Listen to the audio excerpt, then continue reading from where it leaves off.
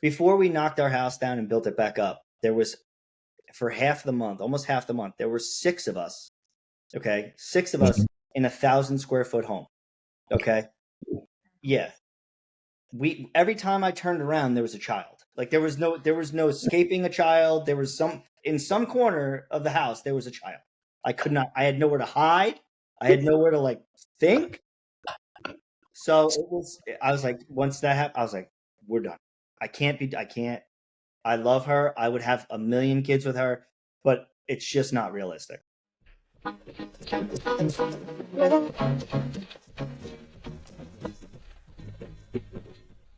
What's up, you guys? Welcome back to another episode of Flip That Switch. I'm your boy B to the Sis Naive, and we're back with another episode.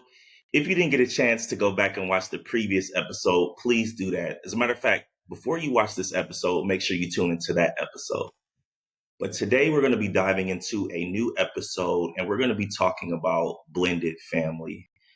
A lot of couples out there are experiencing being in a blended family, and there may be some couples out there that are trying to navigate it. Maybe it's hard, maybe the parenting styles aren't matching up. Maybe it's a situation where old history is starting to come into play, and maybe that's affecting relationships. And so we just want to kind of talk a little bit through that and see if we can help someone who may be having navigation issues as it pertains to blended families. So before I do that, I would like to introduce the couple that I'm going to be talking to today. This couple is a couple that I met. We met recently when we went on a cruise, and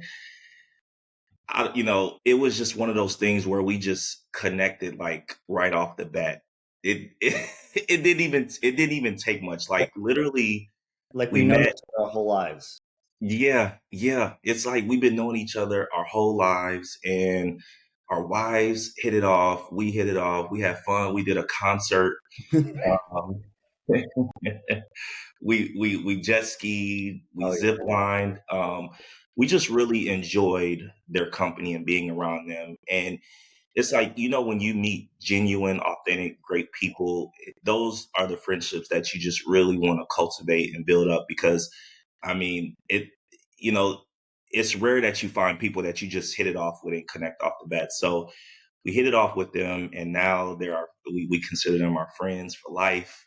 right. And they're just good, authentic people. They have a great, beautiful family, and they're content creators. So they're just really showing their journey and documenting their journey on social media.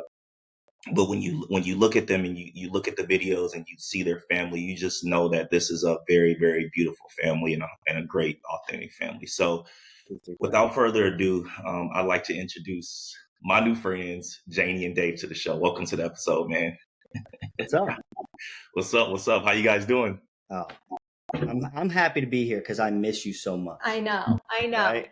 Our group chat's been a little stale. We got to maybe mix it up a little bit, but Yeah, for sure. We got to pick it back up. yeah, Well, again, thank you guys for coming on today to talk about this topic that we're going to be discussing today. So you ready to get into it? absolutely. Okay. So Janie and Dave, talk to me a little bit about your story, like how you guys met. What was it like? What was the first date? Did you go for a walk in the park? No, I'm just joking. So I love telling this story. Yeah, I do. It's like my favorite thing to do. Yeah. So I had a previous marriage where I had 2 boys. Okay. He had a previous relationship where she had her son Peter, who's our oldest. Okay. We all went to we had our kids were at the same daycare. So I had seen her all the time at the daycare, This is where we're going to start the story right, because at the daycare, I would be in with my son, dropping him off for school. And I saw this dad coming in, Dave, with his 2 boys, one in a car seat carrier, and then he had the other one holding his hand. So I would hold the door open, and this man never said thank you. And I was just like, are you like, I'm struggling too. So go on. Wow. Don't All right. forget that. So Wow. So this is how this is going to go. yeah, this is how it always happens. So I used to work overnight shift, right? So and I would pick my kids up and take them to school at 7:30 in the morning. So 7:30, like 8 o'clock. So I would be a zombie, like I'm just like walking until I can get into my bed. So I didn't think I wasn't trying to be rude. I appreciated her doing it, but at the same time, I was just like hyper focused on getting my kids into school just so I could get home and get to sleep. Yeah. So fast forward, I end up splitting up with my ex-wife at I go to like this charity event for a friend of mine, and then we go to he loves throwing in that it's a charity event. So I went to a charity event earlier in the day, and then a bunch of us, I went for my friend, and then a bunch of us went to a local bar just for a night out. And I was there with my group of friends, and then all of a sudden, out of nowhere, this girl who is breathtakingly gorgeous comes over.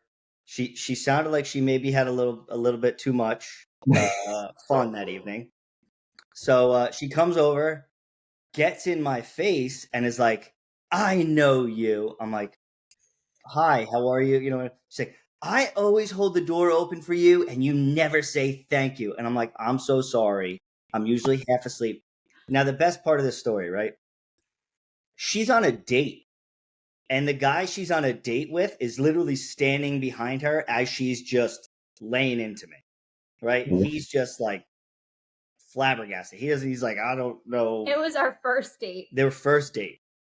Okay. So she came up, said that, and I'm like, "I'm so sorry. You know, like I apologize." And she just kind of, you know, it kind of like ended right there, right? So she walked away with her date, and one of my a couple of the girls that were in the group, they're like, "Do you know her?" I'm like, "Yeah, I think she's a mom she's a mom at the school where the boys go."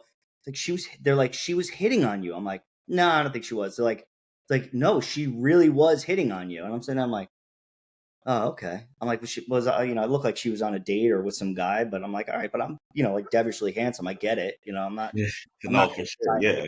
I mean, it's not out of the question, of course. Yeah. So,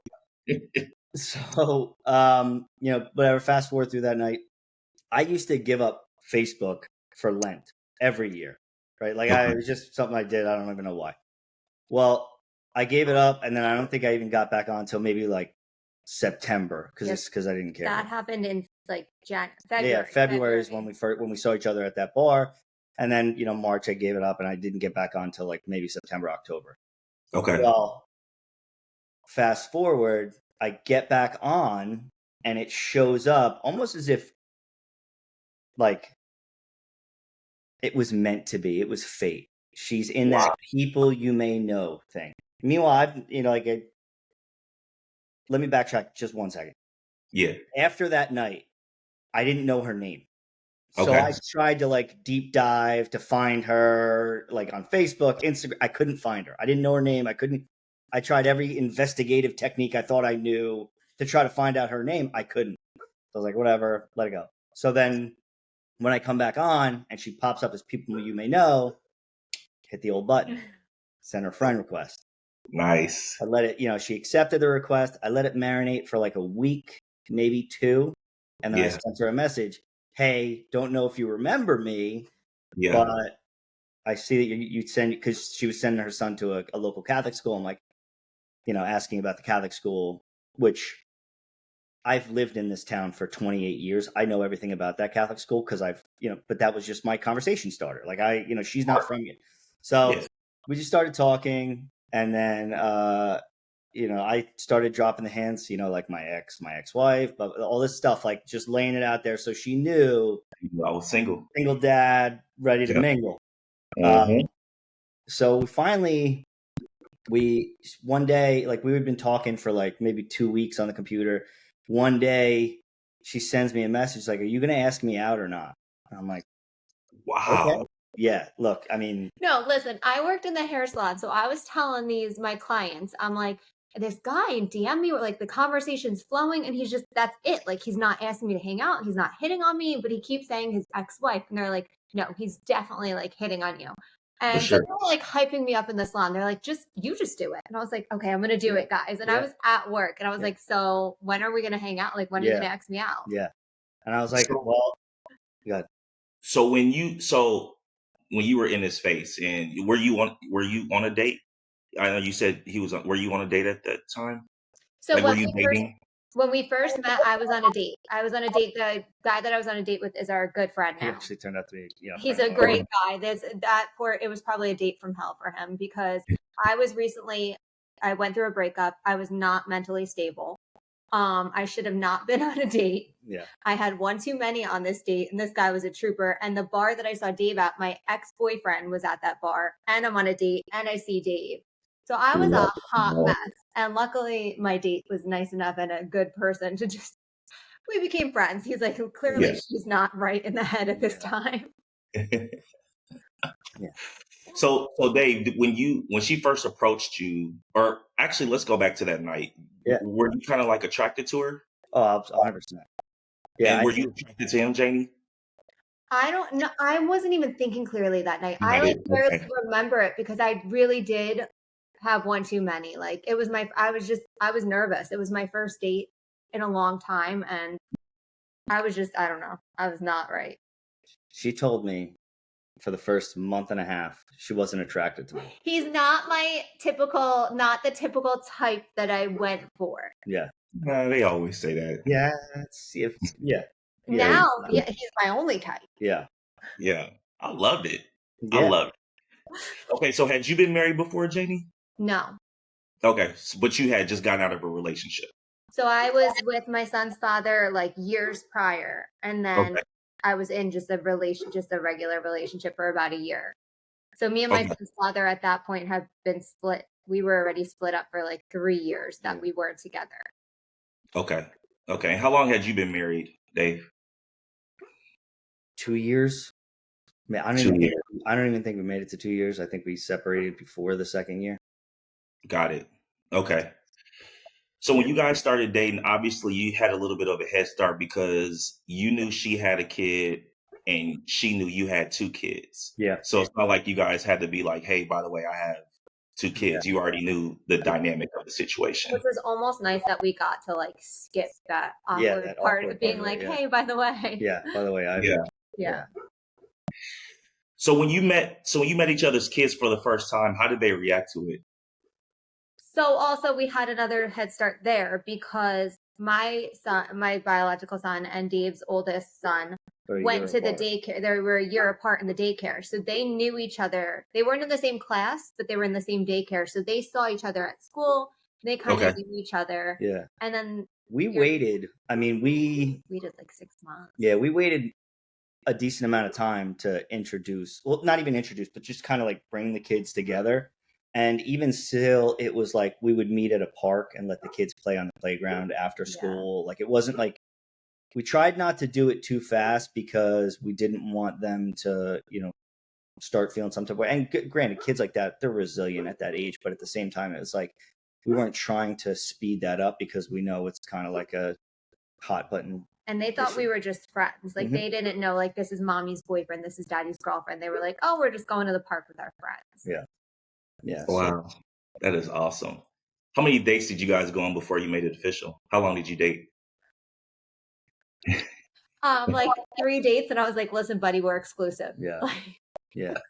And Dave, that's a good part too, because Dave, I said to him, like after 3 dates, I was like, listen, we're exclusive. I want to get married and I want more kids. Can I say that? Yeah, go ahead. He had his vasectomy scheduled. Okay. I'm never getting married again. I don't want more kids. I'm getting vasectomy like this Wednesday. And I was like, no, you can't. And he ended up canceling the vasectomy just to like postpone it and see. Oh. And then I said to him, I told him, I was like, pretty much, you're my boyfriend. He agreed. Yeah. And then broke up with me the next day and was like, I'm not ready. Like, I can't be in a relationship. I wasn't like, here's the thing. My mother agreed. Yeah, I agreed. I didn't have much say in it. We the first time we hung out was like right after Thanksgiving. And then we hung out like every day after that. And, we had hooked up a couple times, and it was after like the third time hooking up. She's just like, we're exclusive. I'm like, oh, I didn't know that. I'm like, we are? Okay. And then Christmas rolls around. I get this man a present. I invite him over to my family's house for Christmas, and he's like, "I'm not coming. I don't want to meet your family yet." I'm like, "No, they're upstairs. Like, they have a mother-daughter, so I rented downstairs with my son. So like, just Okay. come here, say hi." All my friends said, "Don't get him a Christmas present. It's way too early. You're gonna look crazy. Don't." And I was like, "I'm gonna get him a Christmas present." I wrapped it. He comes over with nothing for me. So I give him my gift, and it was the most awkward thing ever because he had nothing. It was not like it was just it was not in my head. I'm like, no, we're just kind of hanging out. Like we were not. It's not even like 3 weeks. Like we're just hanging out. And she like hands me this gift, and I'm like flabbergasted. I'm like, what was the gift? It was a New York Rangers ugly Christmas sweater because I'm a diehard Ranger fan. I'm like a huge hockey fan, and the Rangers have been my team my entire life. And she got me that, and I was like, it was an amazing gift. I still have it upstairs. It was an amazing gift. Wow. But I was just like taken back, and I'm like, because I know how much that sweater is, $160, and I'm like, she's nuts. She just got me a gift after 3 weeks. I'm like, I haven't even taken her formally on a date yet. Like we haven't gone out to dinner or nothing. We went and had coffee the first time we hung out. And so you knew he was a Ranger. You knew he was a diehard Ranger fan? Yeah, like it was on his Facebook. Yeah, he definitely talked about it. He used to go to Rangers games. Oh yeah, I used to have season tickets. So and listen, I searched his pages. Like I was sure. informed decision. Yeah, she was. And then you were moving a little too fast than he was. Oh yeah. For sure. Then after I give him this gift, my brother comes downstairs to see what I was doing, why I wasn't up with the family. And he sees him and he's like, "What's up, man? You're not going to come meet the family?" So he had to go up and meet my aunts, uncles, grandma, my parents after he just didn't give me a gift. 3 weeks. On Christmas. Yeah. Wow. I was thrown right into the wolves. And then New Year's Day, she's like, we're together. You're my boyfriend. And I'm like, okay. And then I broke up with her the next day. And I was like, I can't do this. I was just like, too much, too soon. Yeah. Yeah, it was fast. I mean, look, mental health to me is huge, right? I've always said that to everything. I was in therapy because the hardest thing for me was ever was not being able to sleep in the same house as my kids. So I was in therapy for about a year and a half. I'm like, I'm trying to grow myself, my mental health and be strong so that I can be with somebody. And then this wonderful woman here just comes in and just takes whatever plans that I had for self-growth and just boom out the window. Yep. So wow, that is an awesome story, man. Yeah, it's something special. So after you guys broke up, how long was it before you got back together? So we broke up and I was devastated. I was just like, I knew when I met him, like for a year I was single. Like after I saw him that night after that date, I gave myself a year to just be single. And like, there was no one that I talked to that really like caught my eye. Like, and then once we started talking, I was like, there's something there. Like, I just feel so comfortable with him and I wanted to be with him all the time. So I was like devastated. And my girlfriend's like, let's go to Atlanta, Georgia. Like, we've never been there. So we booked a girls' trip to Atlanta, Georgia, and not in a nice area of Atlanta. Like it was a bad area. They booked like an Airbnb with a shared bathroom. It was the dumbest thing. It was like a shared house. We did no research. I was like, I just need to get out of town. Like we need a girls' vacation. Yeah. The guy that owned the Airbnb told us not to stand on the front porch too long because it was not a good neighborhood. Yeah. And so I'm on Snapchat trying to make it look like we're having the best time of our lives. Like we're just trying to go out. So he knows none of this. I'm like, oh, we're in this amazing house having the best time. Meanwhile, I'm crying every day. Mm-hmm. And so when I came home, he was waiting my flight was delayed. I didn't get home till the middle of the night and he was waiting outside my front doorstep with flowers for when I got home. Because he realized This was a year. Wait, this was how long later?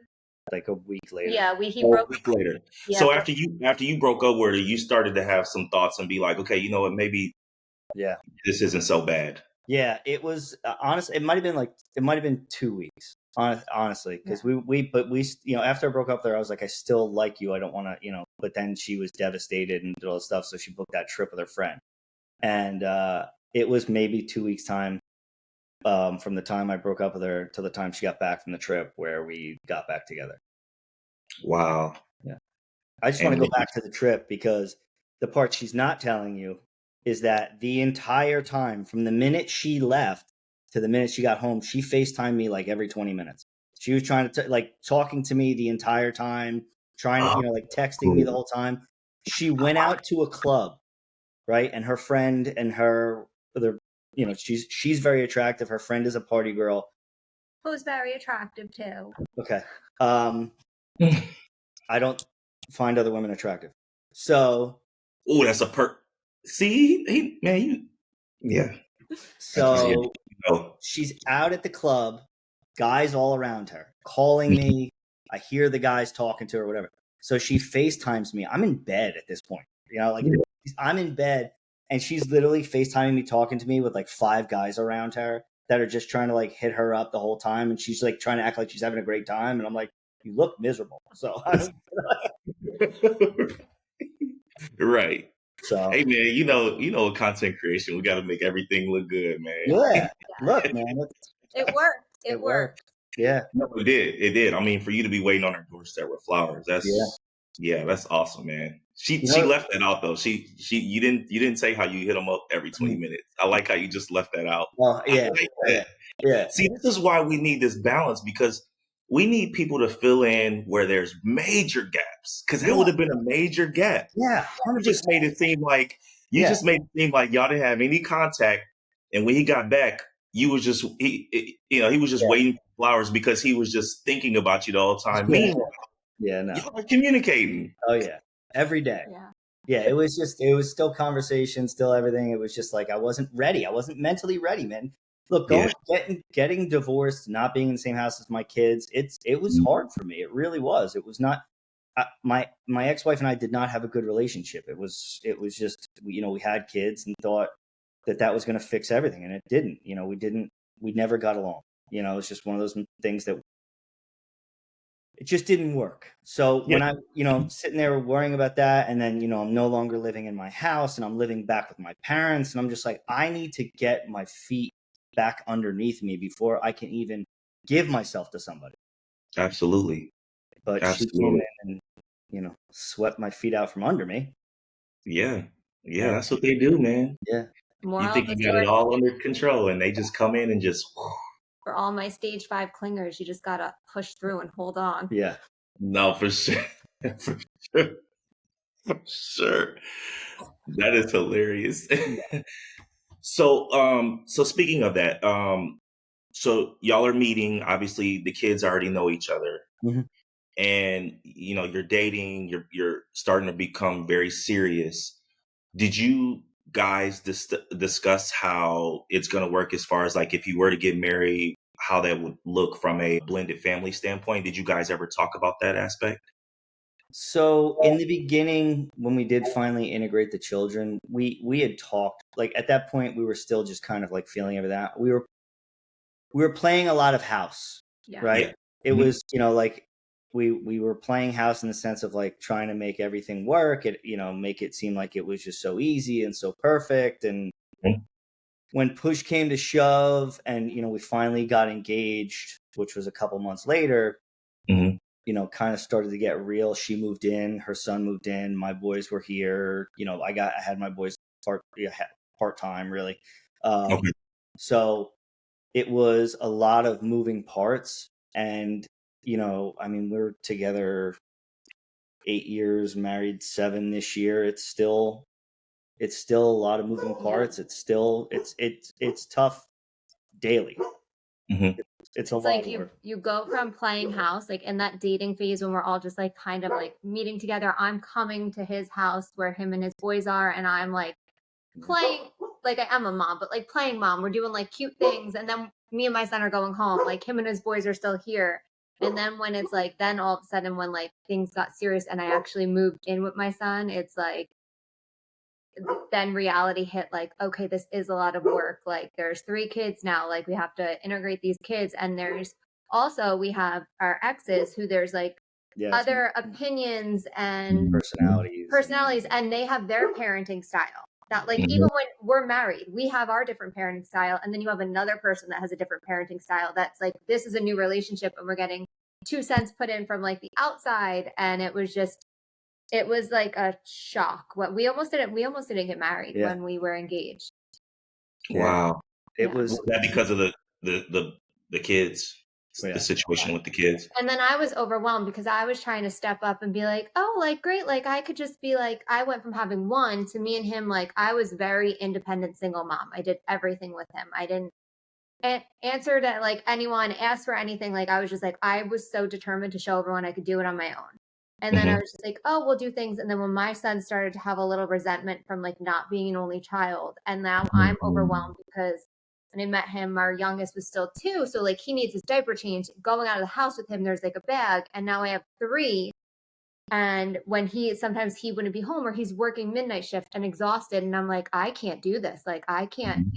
It was a struggle. Yeah, she would have breakdowns, and it was just like one of those things where there was never a point where we didn't love each other, right? Yeah, it was one of those things where like our love was really what was holding us together. All of the outside extending factors were like, it felt like we were crumbling in the house. You know what I mean? It was one of those things where my ex-wife was angry and she was going out of her way to make it harder, right? Since she was dealing with the fact of going from 1 child to 3. And I was like hoping that, she would just step in. And I had unrealistic expectations in the beginning. I'm like, oh, she's just going to step in and she's going to be their mom. And 2, the guilt was a huge part of it because now I have my son full time. He just goes to his dad's every other weekend. So during the week, Peter was with me full time, and then the boys leave. So now I'm living with him, his kids leave, and my son's still there with us. So like the guilt that he's feeling, and then from outsiders, not even just family, like friends too, being like, oh, her son's there, but like your boys aren't, like that's weird. Yeah. So on top of it, it makes him feel so much worse. Meanwhile, that's just like how it is. And so that was a lot too. Yeah. So do you have your kids full time now, Dave? No, we live 5 minutes away. Yeah, we live in the same Okay. place. I see my kids almost every day. Okay. I have them 8 to 10 nights a month. Okay. I've been kind of trying to make it work so I could get them 50-50, but it's been even still, it's been an argument and a fight, and just. But also they're older now, so like Dave's oldest son, like after school, a lot of times he just bikes here. Yeah, like, he just comes over. Yeah. Yeah. So yeah, my 12-year-old and our 14-year-old, they're a year and like 4 months apart. So they fight like they're brothers because that's all they know is brothers. Like when I met her son, he was 5 turning 6. When she met my sons, Nico was 4 and Luca just turned 2. So they only know, really, for the most part, us being together. Like my oldest son has some memories of me and his mother, and Peter has some memories of her with his father. But in reality, we've been consistent for them most of their lives. So it was, they always do stuff together. They fight together. They fight. They don't get along. They get along. They gang up on the 10-year-old, and then the 10-year-old and the oldest gang up on the middle child. It's just, it's funny. But my 12-year-old, always wants to come over. Always, brings his friends over. He just feels comfortable here. He just wants to come by all the time. And that part's nice. Like, and again, working in the town that I live in and being able to go see my kids all the time, or talking to them every day in some capacity, I don't think I could go without that. Like, I love being a father. I love it. It's my favorite thing. It's what motivates me to do things. So, being a husband, having my beautiful wife who I love with all my heart, and being a father, literally, it's the same feeling to me. Like, everything I do, I want those 2 things to benefit. Nice. That's dope. And like you said, it helps that y'all live in the same town. A lot of people, they live in different states, even different countries, and they can't get to their kids, and it tears them up inside. So the fact that you guys live 5 minutes away, that is, that is beautiful. Yeah, I'm fortunate. Yeah. Do you have good relationships with each other's exes? So in other words, Dave, Oh do you yeah. have a good So relationship with yeah. So her son's father and I have a very good working relationship. Okay. He's very me and my so also the difference is me and my son's father didn't have really a relationship. Like it was, I came out of a 4-year relationship. I met him. It was just like not a mistake, but like I was not prepared. I didn't think I could get pregnant. Like I didn't think like pregnancy was She going was to happen. 21 when she got I was pregnant. 21. Um, Okay. so when it happened, like we only knew each other like because I was right after my first boyfriend, and then it was Mhm. just like a fun summer thing. And I found I was pregnant, and my son's father did step up to the plate. Like when I told him, I was like, I am ready to do this on my own, and he was like, No, we're in this together. Because I got thrown out of my house, like when my parents found out. And Oh, he was like, wow. No, you can move in with me. We'll do this together. And then we just never really had a relationship. Like we were technically in a relationship, but there was no love. Like we never loved each other. Like we care and respect about each other. We were never in love. So like when we finally split up, like it was hard for my son's father because my son came with me and he didn't get to see him as much. But at the Mhm. same point, there wasn't so many feelings between me and him. So it was an easier adjustment for him, like when I was settling down with Dave, because it's not like we were ever in love and wanted to be together. Right. Right. And now he'll say it. He'll say it to anybody. He don't care. He'll say like, "Yep, Dave's more of his father than I am. He's with him 26 nights a month." Because I am. I'm with. I mean, this kid doesn't have my last name, doesn't have any of my genetics, but I swear to God, he looks, talks, walks like me. It's unbelievable. It's unbelievable. And that's one thing too I have to say about his dad. Like it's really nice. He'll text Dave and be like, "Thanks for doing this, man. Like thanks for like." It's very respectful where he like appreciates all of Dave's help too. So it is. Yeah. We're lucky. Yeah. That's awesome. And do you have a good relationship with his son's mother? Or is it Now we're better. okay? So the problem is in the beginning we tried to be friends. And I just feel like you can't Oh. try to be friends. Like we went and when we started dating, we went and we tried to do the mature thing and sit down and have coffee together because she wanted to meet who was going to be around her kids. And I was like, Mhm. totally understand it. Let's go. We had coffee and I was like, oh, I like her. She's cool. And we live, so it's a blessing living in the same town. And then it's also a curse because we live in the same town, a lot of mutuals, and you Mhm. hear different things being said. She is also, as a mom, it's hard. Like now, I never had to deal with that. Like my son's father is just like single, doing whatever on his own. Mhm. As a mom, now she has to watch another woman come and like move into the house she used to live in and now be playing house with her children. So I don't know what from her side of the view, like I would have went crazy. So we had, and then also as me, I'm like, oh, you're the ex-wife. Like this is mine. Like you never existed. Like Yeah.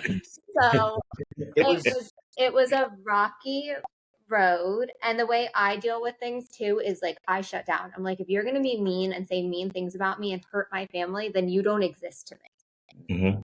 Mhm. So, and that drives her crazy because she's the opposite, where she's more of like a confrontational person, and I'm more of Right. like, so it just, and then Dave was Yeah. the middleman. But now I Right. have to say, now we do. We do. I mean, I have to say she's a good mother to the boys. She's great to my son. My Yeah. son has been to her house. Yeah. Okay. She's never treated him badly. She's great with our daughter. Yeah. Like, so we do. I think it was just in the beginning we tried to be friends, and in situations like this, sometimes that doesn't work. Yeah. Because there was my ex-wife did not want to split up. Okay. She was from a family of everybody in the family was divorced. She didn't want that for the kids. She knew what it was like. But at the same time, we didn't have a relationship. And I was like, I can't be here just. I stayed too long just for the kids, right? I did because I was unhappy all the time. I was sleeping in my basement. It was an unhealthy environment that I was like, it's going to make these kids worse if they see us staying together and hating each other than us going our separate ways. Okay. Now, I had a lot of pressure on my side of the family because, again, I grew up in a very traditional Italian family. My parents at that time, when I split, were together like 28 years. They didn't Okay. believe in divorce. They didn't none of that. Mm-hmm. So it was like, you cannot divorce her. You can't leave. You can't give up on your children. I'm like, I'm not talking about giving up on my children. I'm talking about not being in an unhealthy situation so that my kids don't see me miserable all the time. Yeah. So when I finally, made the jump, she was not happy, and she was, she wanted to stay together for the kids. And I was like, I can't live this way. So when her and I finally first got together and tried all that stuff, she was still very bitter. Mm-hmm. And she was still very vindictive. Mm-hmm. And there were, she was talking about her and talking about her to people in town who know me and know her. So rather than just kind of like trying to work through it, it kind of hit us in the face, where it's like, well, why is she saying this stuff? She doesn't know her. She's mad at me, but she's taking it out on her. So it was a rough couple of years, and then she got remarried, and the guy who she remarried is very good to my kids, like Nice. very good to my kids, and he like he would do anything for my sons, and he has a son too, Okay.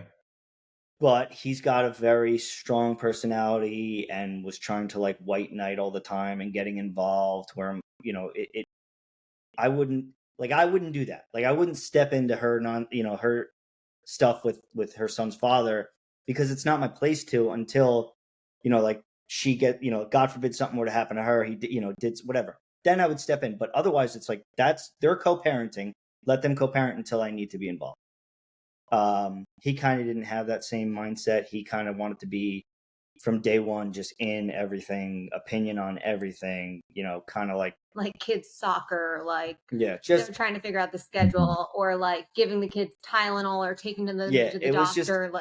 it was, and it was tough for me, because then it divided me and my kid's mother, because it made co-parenting harder, because now I'm sitting here worrying about this person, and then she is extremely defensive of me, because I'm her property, so she doesn't want anyone to be mean to me. So if somebody's mean to me or talking down to me, her thoughts is like, why aren't you beating the crap out of him? And I'm like, well, because I can't, in the simple sense of like, I'm not going to do that to somebody who's around my kids all the time. Like, it was just one of those things. It was a lot of moving parts. Blended families are so tough. Yeah. The Yeah. statistics are against you. Yeah. 100%. What did they say? Like, there's like 77%, and that was years ago, but 77% of blended families end up in divorce. Wow. Our therapist told us that. Mm-hmm. Yeah. Wow. Yeah. 77%. 77%. Man, that percentage is higher than people who get married and get divorced. Exactly. That's wild. Yeah. I never knew that. Yeah.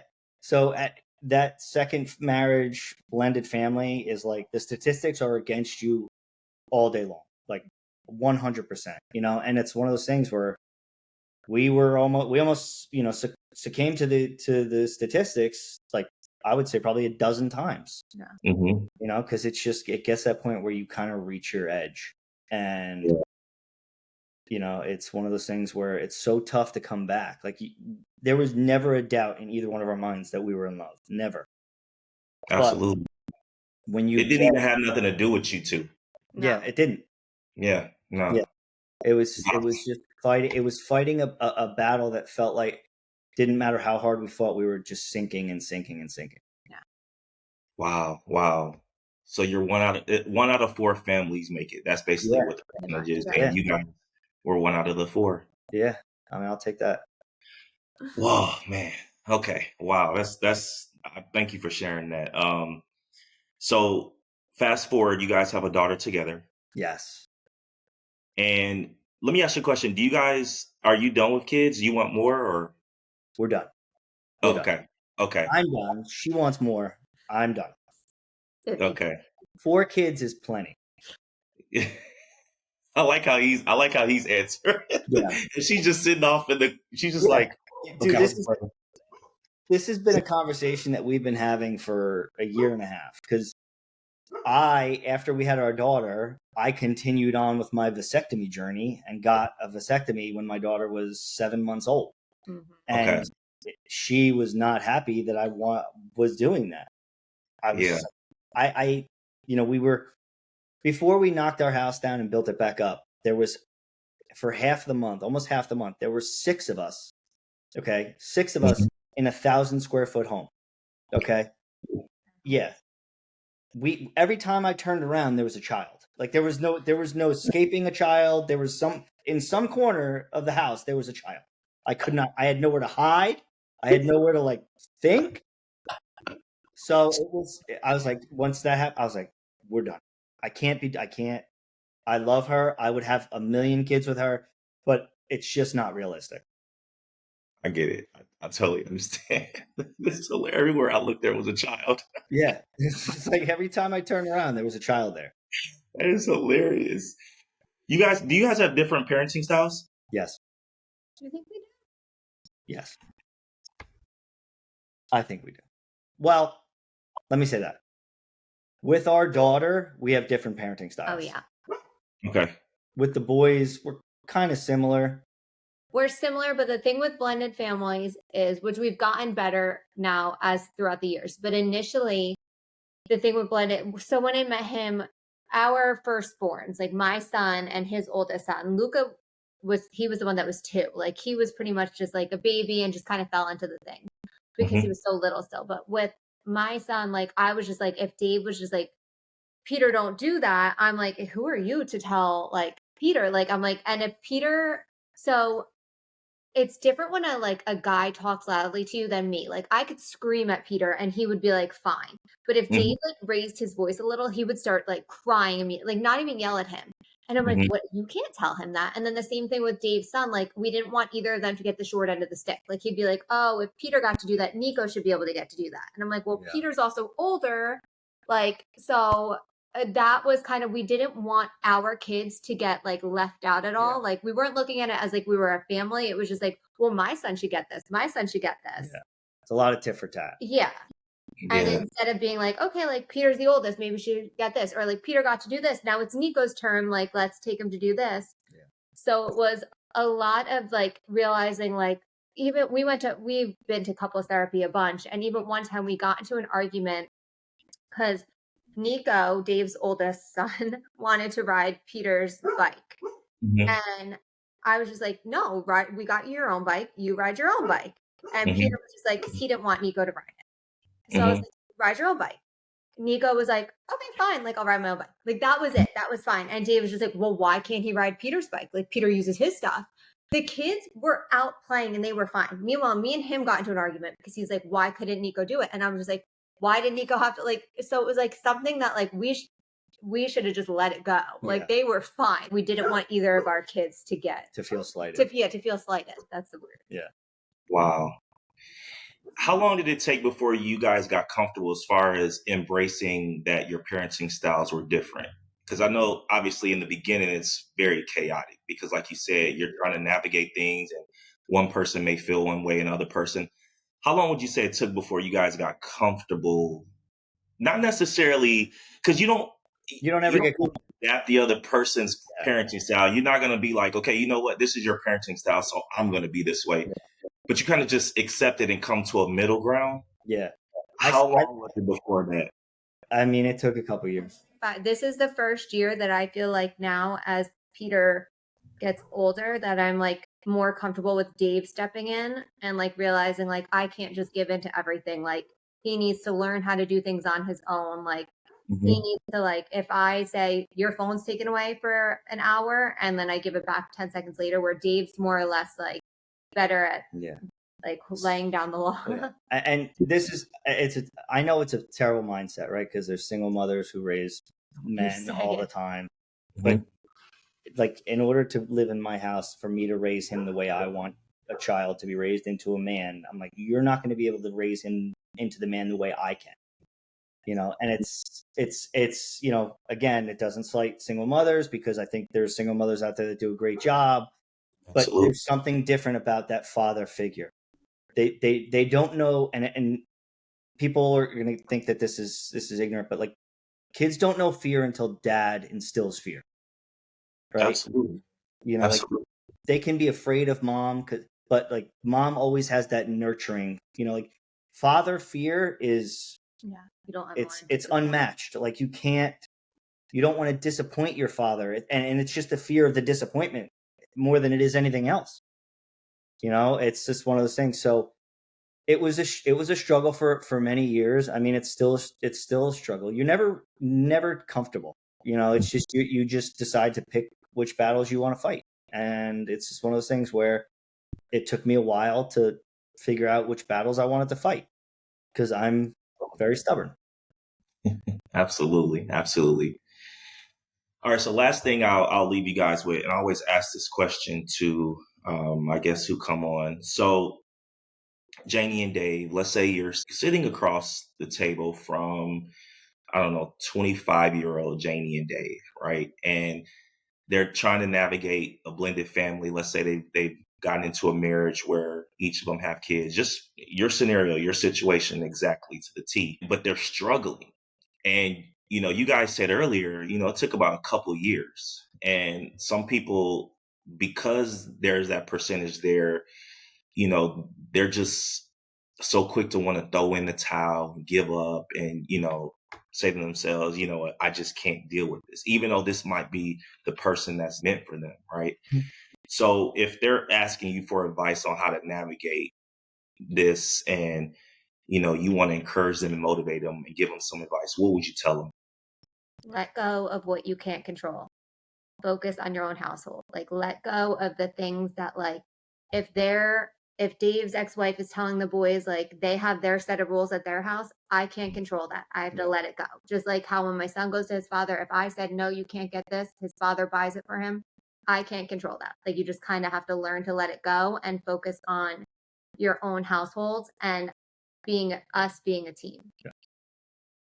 I think I would say to myself, there are going to be times where it really sucks, right? There's going to be times where it really sucks and it hurts and you're going to cry and you're going to feel like giving up. But if you fight through it, there are times where you're literally going to be thanking God that you have this woman and this family and the opportunities that you have and the family that you've built and the love in that house. Don't give up. There are, it's not easy, but nothing good ever comes easy. Wow. It's a mic drop moment. Boom. Wow. Wow. This was good. This was good, guys. Yeah. And thank you so much for coming on and doing this episode with me. Yeah. Thank you. Just to give a perspective, like it's just wow. I'm speechless. I just it was very appreciated for you guys to just come on and talk about your journey and give a whole new perspective on things. Because, like I said, there's a lot of people who are struggling with this. Yeah. And I think two things that's gonna stick out in my mind is the percentage that you guys gave me, but then also the fact that it took you years. So for people who are out there, like I said, thinking about throwing in the towel, sometimes it's not gonna change overnight. You got to really work at this thing. You got to work at marriage. You got to work at kids. You got to work at, I mean, it's just like anything in life. Like nothing comes easy. Nothing's going to be handed to you overnight. Yeah. I mean, if you get lucky, great.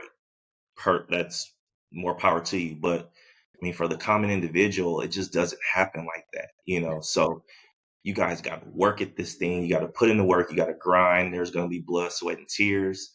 But at the end of the day, you know that there's going to be a light at the end of the tunnel and you'll come out on the other side. But how long that takes is just how long it takes, It's a process, it's, you think getting out, everything will be better. The grass is not always greener. It's only green where you water it.